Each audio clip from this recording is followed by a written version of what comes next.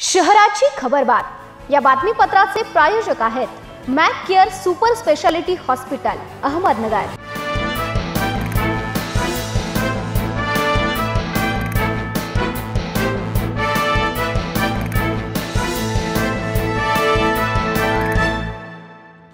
नमस्कार, मी साक्षी, न्यूज 24 सह्याद्रीमध्ये तुमचं स्वागत। पाहूया नगर शहरातील महत्त्वपूर्ण बातम्यांचा आढावा शहराची खबरबातमध्ये। लोकशाही अधिक बळकट करण्यासाठी जिल्ह्यातील प्रत्येकाने येत्या 20 नोव्हेंबर रोजी आपल्या मतदानाचा हक्क बजावण्याचं आवाहन जिल्हाधिकारी सिद्धाराम सालीमठ यांनी केलं।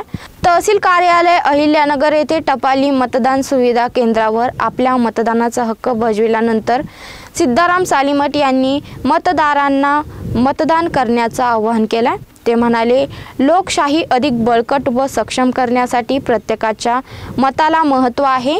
लोकशाहीच्या या उत्सवामध्ये प्रत्येकाने सहभागी होत आपल्या मतदानाचा हक्क बजावावा। मतदान करताना निवडणूक आयोगाने दिलेले ओळखपत्र सोबत बाळगावे। महायुतीचे उमेदवार आमदार संग्राम जगताप यांच्या प्रचाराची सांगता बाल वारकऱ्यांची दिंडी काढून रिंगण सोहळ्याने करण्यात आली। यावेळी तुळशीची माळ व विणा घालून जगताप यांचे महिलांकडून स्वागत करण्यात आले। अहमदनगर शहर विधानसभा मतदारसंघाचे उमेदवार आमदार संग्राम जगताप यांच्या प्रचारार्थ राष्ट्रवादी काँग्रेसचे शहर जिल्हाध्यक्ष संपत बारसकर यांच्या वतीने सावेडी उपनगरात बाल वारकऱ्यांची दिंडी काढण्यात आली। आमदार जगताप हाती टाळ व डोक्यात पांढरी टोपी घालून दिंडीत सहभागी झाले होते।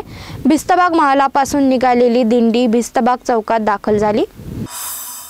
विधानसभा निवडणुकीची प्रक्रिया शांततेत, निर्भयपणे आणि न्याय वातावरणात पार पाडण्यासाठी प्रचार कालावधी संपल्यानंतर बाहेरील मतदारसंघातील राजकीय कार्यकर्त्यांच्या उपस्थितीवर निर्बंध घालणारे आदेश जिल्हाधिकारी सिद्धाराम सालीमठ यांनी जारी केलेत।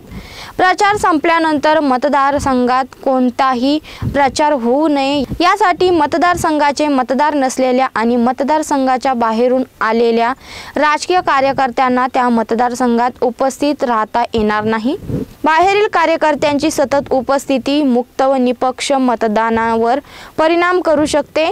यामुळे प्रचार संपताच बाहेरून आलेल्या कार्यकर्त्यांनी मतदारसंघ सोडणे बंधनकारक असणार आहे। यासाठी मंगल कार्यालय, निवासीगृह आदी ठिकाणी तपासणी करून बाहेरील लोकांची नोंद ठेवली जाईल।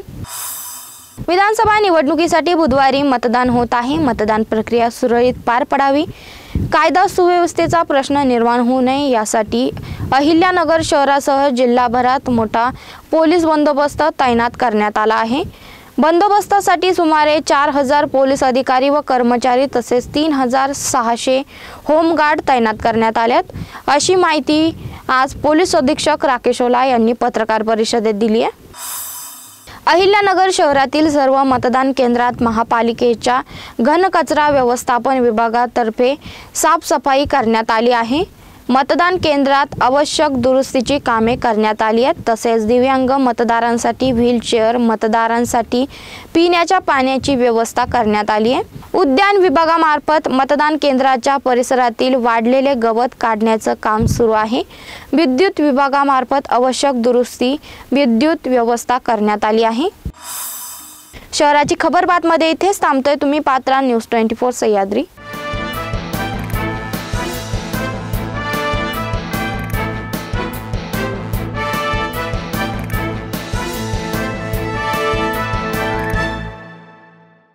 या बातमीपत्राचे प्रायोजक होते Mac care super speciality hospital Ahmednagar.